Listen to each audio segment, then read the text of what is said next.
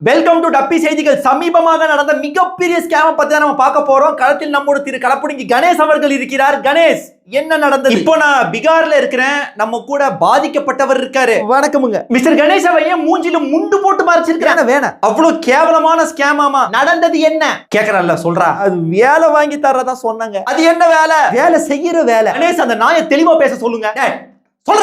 சொல்ற all India pregnant job fertility சென்டர்ல வேலையாக்கி starch டொனேஷனா இருக்கும். தெளிவா கேளுங்க. அதாவதுங்க, பீகார்ல நிறைய பெண்களுக்கு கல்யாணம் ஆகி குழந்தை பாக்கியம் இல்ல.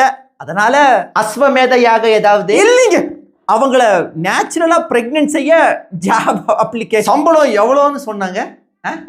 பிரெக்னன்ட் ஆனா 5 to 10 லட்சம், ஆகாட்டி ட்ரை பண்ணதுக்கு மட்டுமே 50,000 தரேன்னு சொன்னாங்க. குத்துக்கு 10ன்னு கணக்கு போட்டுருக்கான். எப்படி ஏமாந்தானாமா? அப்ளிகேஷன் ஃபீஸ் 800 ரூபாய் கேட்டானுங்க சார்.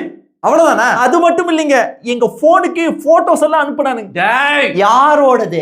இவங்க எல்லாம் பிரெக்னன்ட் ஆகாம இருக்காங்கன்னு அழகான பொண்ணுங்களோட போட்டோஸ் அனுப்பிச்சாங்க. இப்ப அதுல வந்த போட்டோ உங்களுக்கு ஓகேன்னா அடுத்த ஸ்டெப் என்ன?